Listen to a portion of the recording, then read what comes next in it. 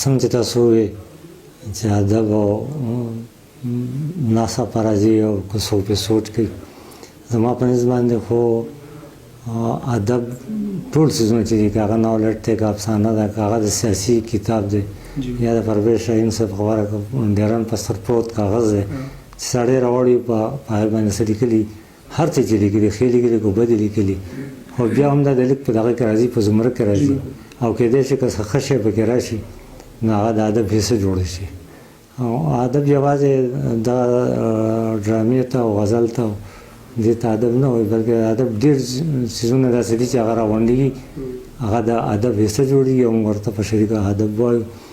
ادب ته زه د سیاست نه راغلی یم زه په 81 کې مزدور کسان پارټۍ ته تللی وم د دغه نه مخکې زه پیپلز پارټۍ کې وم نو د راتلو وجه هم دغه ده چې هلته چې کوم اهداف موږ غوښتو زموږ اهداف وو زموږ غرض پکې زموږ کوشش وکړي چې موږ د دغه رکاوټونه پار کړو او د ولس دپاره د ښېګړې څنګه څه کار وکړو او هغه وخت خو ټول نه زیاته کوم وخت چې موږ شروع کوله د ټول نه زیاته قصه چې ګډه وډه ونه د افغانستان په جنګ کې وه چې هغه هم قومي وه او هم حکومتي وه او په جنګ باندې دواړه فریقه چې هغه لاسو ګرېوان وو بیا موږ هم د دې خطې اوسېدونکي وو دا موجوده کې پي کې چې هغه زوړ واقع چې سرحد یې ورته وي دا شو بلوچستان د پښتنو ډویژنونه شو نو موږ هم په دغه جنګ کې انډایرکټ چې دی شامل وو هغې لپاره ما خپل قصد څنګه چې تاسو یو ټکی استعمال کړو په سوچ سمج سره ارادي طور غیر ارادي طور نه بلکې ارادي طور زه د عملي سیاست نه د هغې سره سره د هغې نه بلکې د هغې سره سره ادب طرف ته راغلم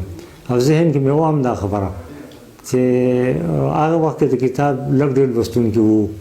وجه دا وه چې ټي وي نه و خو ډېر کم او ورسره دا چې سوشل میډیا راغلی ده دا هم نه وه نو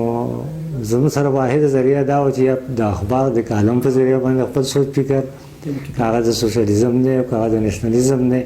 که هغه زموږ د روزه ژوند سره تعلق لري که دا به موږ رسول غوښتو نو یا به په مشرق میزدین کې راته یا به په نایبه اخبار کې راته یا به په نورو اخبارونو کې چې هغه ډېره لنډه تنګه ساحه وه هغې کې زموږ مقصد نه پوره کېده صرف انفارمیشن رسېده ورته خو هغه چې څه موږ کول غوښتو هغه به هم نه کېده خو بیا هم یو څیز روان نو موږ هغه وخت مې هم دا ګڼله اوس هم دا ګڼم چې لیک پایدار څیز دی اخبار تاریخ مې دی سن مې مهر دی زما هغې بخښنه غواړم خو زموږ سره زموږ مېلمانه وو دوه هلکانو یو خو سړی تاسو دلته لیدلی هم وي نوید او یو د هغه نه مشر سهیل نومېده زموږ سره ډېر اسماعیل خان وو زموږ سره تعلق و هغه هلک چې هغه ډېر ایفیشنټ او انرژیټیک و هغه به ما ته وایي چې یار سپیندا ته روزانه لیکې خو یو ټوکړه لیکې او هغه د دې ځای نه بیا مټې ته لیکې هغه وخت زموږ سره پیکس دا قصې نه وي دا ټوکړه وړې مټې ته او مټه کې هایدي له ورکوي او هایدي بیا خدای خبره چې کله دغه کې او کله راولي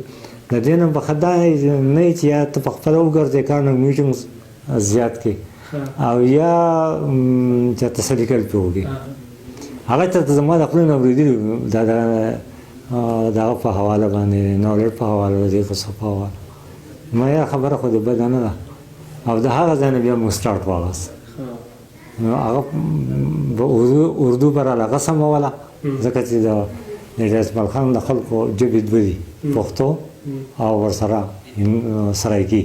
سرایکي اردو بیا تقریبا یو شی نو دغه به هغه کوله او څه پکې زموږ دوه ملګري هغو به پکې نور کارونه کول او د وړلو د رسولو او چاپولو دپاره چې هغه ډیوټي زما وه چې شپې به مې وړه دا په اوله کې یو دوه درې څلور خو دوه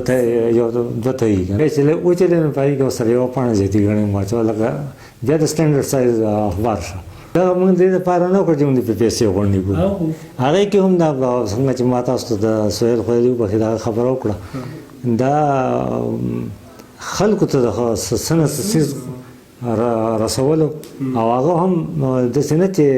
ډېر زر دی چې په مناسب وخت کې مناسب لاس ته ورسېږي. بیا د خلکو خورولو دپاره د عوامو دپاره موږ بله کړې وه دې خوا څه خلي یو هلک په موټرسایکل باندې راته اخبارونه بیا خرڅول نو هغه سره مو خبره کړې وه دا اخبار به ورله په هر اخبار کې هغه سره بله ډېر اخبارونه وو د دې صوبې هم د پاکستان اخبارونه نو هغه زموږ دغه سره دوه اخبارونه ټیکو روزانه به یې راوړو نو چې کله دغه اړیه مخې ته راغله نو د اخبار په منځ کې ورسره یوه کاپي د هسې ښودې وه قیمت به په 2 روپۍ یا 1 روپۍ لیکلی شوی و خو دا و په مفتو کې خلکو ته هغه د خلکو ته هم په دغه طریقه رسېدلي دي مونږ چاته کور ته نه دي وړي نو مزدور کسان پارټۍ منصور ما لیکلی دی دا په آخري ځل ما لیکلی نو ډېرې خبرې دي پکې او زه به دا 3 تاسو وایم په هغې کې اولني 2 3 څلور چې دي هغه داسې دي چې د ټول نه وړاندې تعلیم دی په 2م نمبر پکې علاج دی او په 3م نمبر کور شلټر دا دي پکې او داسې بیا په ښکته راغلي دي په هغې کې پرایمري ایجوکیشن باندې ډېر زیات زور و په عام تعلیم 10م 12م دا مفت کول په کورس کې پښتو شاملول دفتري ژبه کول دا ټول ورته موږ په دغې کې اچولي او مزدور د ځان سره په کارخانه کې ځایول دا هغه له شعر ورکول چې هغه په خپلو دغه وشي د سرکار کومې ځمکې چې دي که هغه دلته دي که پنجاب کې دي که په بلوچستان کې دي او که هغه زموږ په KPK کې د بونو د کرک او کوهاټ او اسماعیل خان دې کې هسې شړ ځمکې پرتې دي که دا دي نو زموږ بله مطالبه دا هم وه چې دا ځمکې دي په بې ځمکو خلکو وویشلی شي چې زراعت په به وروسته کېږي خو چې کم از کم دي د کوټګۍ خاوندان شي د خپل کور خاوندان شي زیات زور په دغه یو خبره پکې بله چې ډېره د زور وه په هغه کې مونږ زبېښلي هم وو حکومت بیا زبېښلو یا نورو خلکو زبېښلو مونږ دا خبره کوله چې یاره د دې صوبې نوم چې دی سرحد نه دی پکار د افغانیه پکار دی یا پښتونخوا پکار دی نو دغه هم د دغې منصور حصه ده او بیا آخره کې که زما په خوله ونه شوه یا د بل چا په خوله ونه شوه نو د زرداري په خوله خو شوه نو دا پارټ کې هم موږ ایښودی و د افغاني افغان نېشنل پارټۍ کې هر هغه څه و چې کوم په منصور کسان پارټۍ په منصور دي دلته پکې بیا یو څه دغه راغله هغه دا چې میاں والي د پښتنو خاوره د پښتانه دي خو د عباسي نه اخوا پراته دي دې سره به څه کوو دا به د دې بلې سره څنګه یو ځای کوو بیا اټک چې دی هغې کې خو ټول پښتانه پراته دي یو پکې اوان پروت دی اټک کمبلپور خوشاب بکر وغیره بکر لیا د اسماعیل خانه پورې نو دا هم زموږ صوبه افغانیه کې شاملول غواړو دا خبرې پکې نه وې راغلې بیا موږ ځای په ځای ګرځېدلي وو په مختلفو برومونو هلته کې هم ما لفظ افغانیه د ځان سره وړی و هغه نورې خبرې پکې هم وې خو په لفظ افغانیه باندې او د ملکنډ ډیویژن په سیاسي مستقبل باندې د خبرو دپاره چې کوم کانفرنس موږ راغوښتلی و د ټول ملکنډ ډیویژن په پریس کلب مینګوره کې نو په هغې کې هم ما مخې ته دا ایښودی و چې زموږ تجویز دا دی چې په پښتونستان څوک نه جوړېږي په پټانستان څوک نه جوړېږي نو بله بل رئیس سره ګجرستان ورته ویلی و شهزاد ګجر ورته ویلي و او نو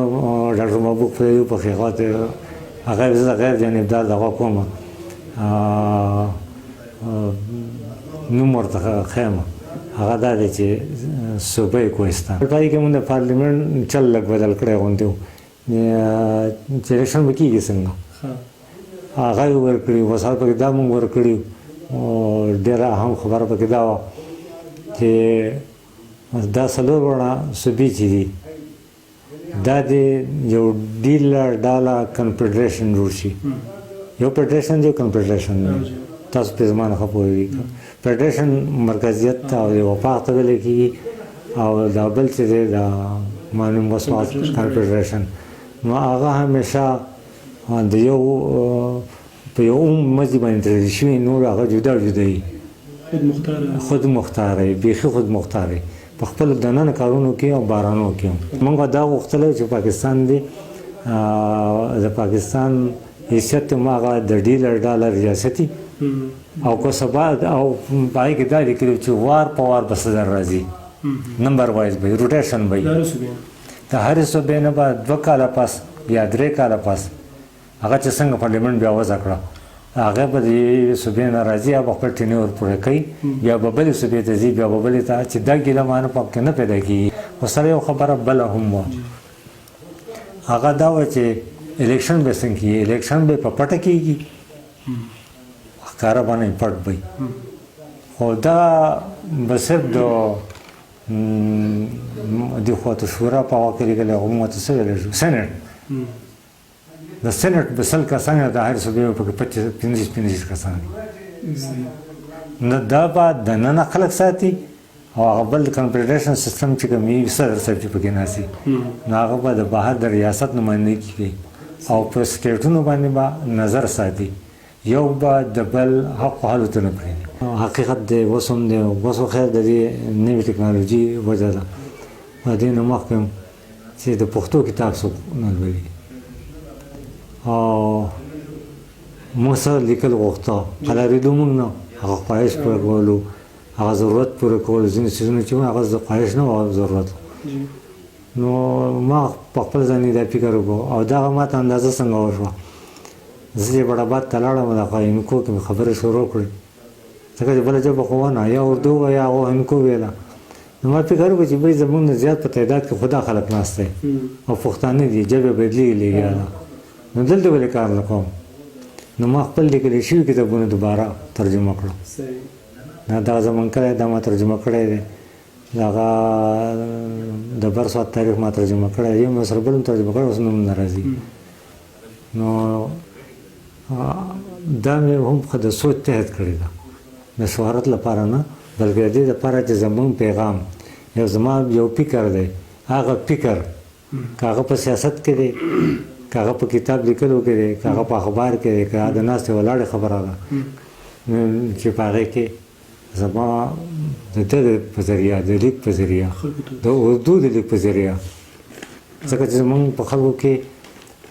یو بله خبره هم ده چې موږ پښتو لیکل نه زده کوو ویل خو فطري خبره قدرتي خبره او د اردو لیکل زده کوو دغه زموږ په سکول کې په عدالتونو کې په نظام کې په هر څه کې په حکومتونو کې دا زموږ مجبوري ده اردو ځکه چې دا د رابطې ژبه ده ټوله دنیا وایي موږ هم وایو که زه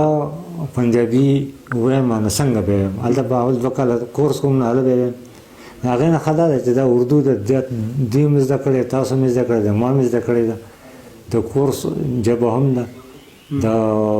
رابطې ژبه هم ده زما جدا ځانګړی نشته خو هغه شته کې بل ګوټې ساده والی وي رواني به وي پکې که رواني پکې نه هم وي زمونږ د غرڅه پښتو وي خو یو خو پښتو که نه یا روانه اردو عام فهمه متلونه دي چې اوس به اردو پښتو کې ترجمه ده او پښتو کې تشریح دی متلونه به انشاءالله چاپ شي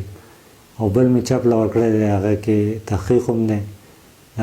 غوږ ته غوږ ولې وي لاس ته لاس ولې وي دغه څیزونه دي پکې او نیم ایسې د اردو دی چې هغې کې عام خطونه متونه دي که څوک د دغه دپاره ونه لولي تاسو د خوند دپاره ولولي نو هم به ټیکي ادمزاد په نامه باندې ادمزاد په نامه باندې دی او کوشش خو دی یو کتاب مې ورکړی دی چې هغه کې لګیا دی دغه ادمزاد کې هغې کې لګیا دی ګوتې وهي ترتیب کوي او متلونه چې نو هغې کې ټیکولو څه خبره نه وه ترجمه شوي دي ترجمې بیا مونږ کتلې ده او غلطیانې دې مونږ ویستلې دي